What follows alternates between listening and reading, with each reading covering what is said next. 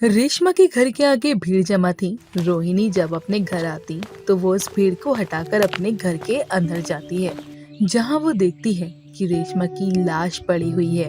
अपनी माँ की लाश देख रोहिणी की आंखों में आंसू आ जाते हैं और वो अपनी माँ की लाश को पकड़कर फूट फूट कर रोने लगती है। माँ, माँ आप कहाँ चली गई?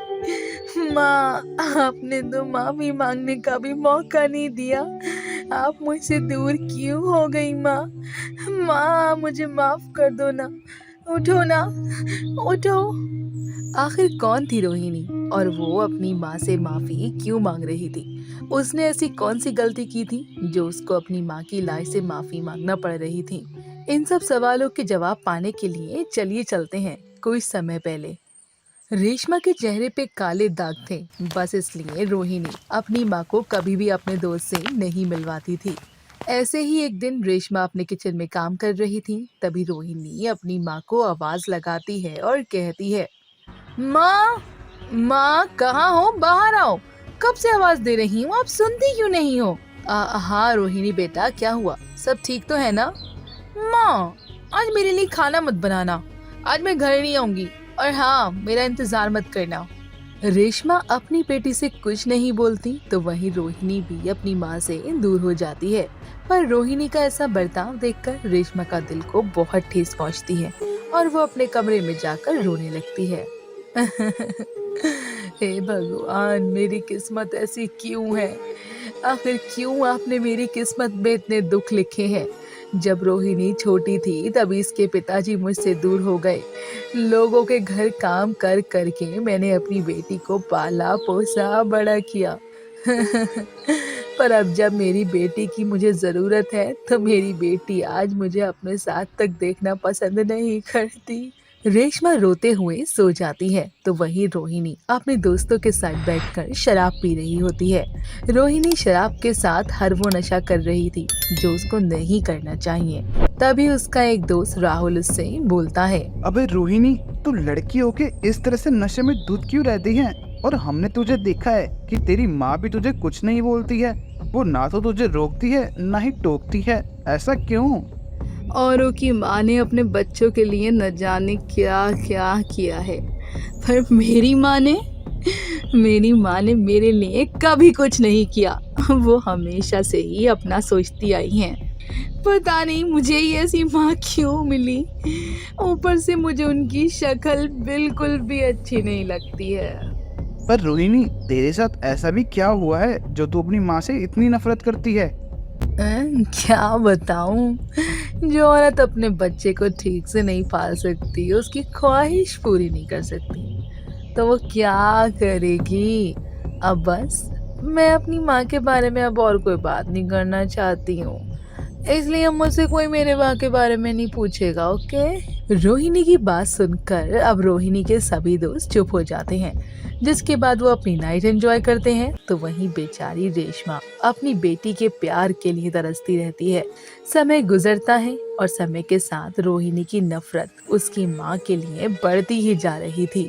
आज रोहिणी का बर्थडे था, बस इसलिए रेशमा सुबह जल्दी उठती है। अरे आज मेरी बेटी रोहिणी का जन्मदिन है। आज तो मेरी रोहिणी के लिए उसकी मनपसंद की चीजें ही बनाऊंगी। मेरी बेटी ये देखेगी तो वो खुश हो जाएगी। अब क्या था, रेशमा अब जल्दी से नहा धोकर किचन में जाती है और अपनी बेटी के लिए उनकी मनपसंद की चीजें बनाकर उसके पास उसको उठाने जाती है। वो देखती है कि उसकी बेटी पहले से ही उठी हुई और तैयार हो रही है और उसको देख रेशमा अपनी बेटी के पास आती है और उससे बोलती है, अरे बेटा, तू सुबह सुबह कहीं जा रही है? माँ, ये मेरी लाइफ है, मैं कहीं भी जाऊँ आपको उससे क्या? रोहिणी, आज तेरा बर्थडे है। हाँ तो क्या करूं? मैंने आपको कितनी बार बोला है ना कि आप मेरी लाइफ में दखल अंदाजी मत क्या करो। आपको एक सिंपल सी बात समझ नहीं आती है क्या? पर रोहिणी, तू तो हमेशा तो बाहर ही रहती है।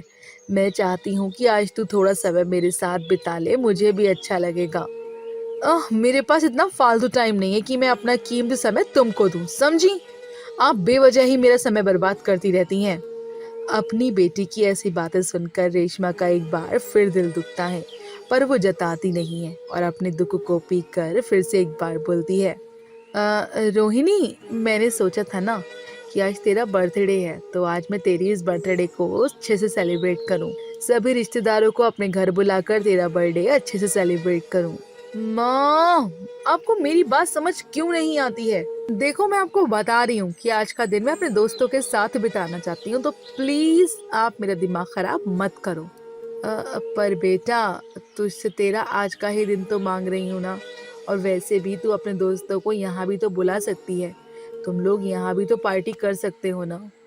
बाप चाहती क्या है कि मैं अपने दोस्तों को यहाँ बुलाकर अपनी बेइज्जती करवाऊं, उनको आपका ये भद्दा और डरावना चेहरा दिखाऊं। देखो माँ, मैं जानती हूँ कि आप ये चाहती हैं कि मेरी बेइज्जती हो, पर मैं भी आपकी बेटी हूँ। आज ना चाहते हुए भी मैं आपको ये बात बोल रही हूँ कि मुझे आपको अपने दोस्तों से मिलवाने में शर्म आती है। और इसके पीछे का कारण कुछ और नहीं बल्कि आपके ये काले धब्बों वाला चेहरा है। कई बार मेरे दोस्तों ने मुझसे आपसे बात करवाने को कहा, पर मैंने हर बार उनको झूठ बोल दिया कि आप नहीं रही हैं। इतना बोलकर रोहिणी वहां से चली जाती है। पर ये सब सुनकर रेशमा के ऊपर दुखों का पहाड़ टूट पड़ता है। रोहिणी गुस्से में वहां से जाकर अपने दोस्तों के साथ पार्टी करने लगती है। तो वहीं एक पहर गुजर जाता है, पर रेशमा के दिमाग से उसकी बेटी की बातें नहीं निकल रही थी। अपनी बेटी की बातें सोचकर रेशमा काफी रो रही होती है। तभी उसके दिल में दर्द होता है और वो अपने दिल पर हाथ रखकर खुद से बोलती है, हे भगवान, लगता है अब ये मेरा अंतिम समय है और मैं जिंदा नहीं रहूंगी। मैं अपनी आखिरी सांस में भी अपनी बेटी को देखना चाहती हूँ। भगवान जी, ये कैसी नाइंसाफी है मेरे साथ। आज मेरी बेटी का जन्मदिन है और मैं अपनी बेटी के साथ नहीं हूँ। जहाँ रोहिणी अपने दोस्तों के बीच बैठकर पार्टी एंजॉय कर रही थी, तो वहीं रेशमा रोहिणी को बार बार कॉल करती रही। उसकी कॉल देख उसकी फ्रेंड पूजा उससे बोलती है, रोहिणी, तेरी माँ का बार बार कॉल आ रहा है, एक बार तो उठा ले यार। सभी पार्टी एंजॉय करते हैं। उसी बीच रोहिणी की फ्रेंड के फोन पर पूजा की माँ का कॉल आता है और वो सब कुछ छोड़कर वहां से चली जाती है। रोहिणी को भी एहसास होता है कि आज तक उसने अपनी माँ की कदर कभी भी नहीं की और उसने अपनी माँ को न जाने क्या क्या कहा। रोहिणी ये सब कुछ सोच ही रही होती है, तभी वो अपनी माँ को कॉल करती है, पर उसकी माँ उसका फोन नहीं उठाती। अब क्या था, रोहिणी भी सब कुछ छोड़कर अपने घर की तरफ जाती है, जहाँ वो देखती है कि उसके घर के आगे भीड़ जमा है। अब जैसे ही वो घर में जाती है, वो देखती है कि उसकी माँ की लाश पड़ी है। रोहिणी को अब ना पछताने का मौका मिलता है और ना ही माँ से माफी मांगने का।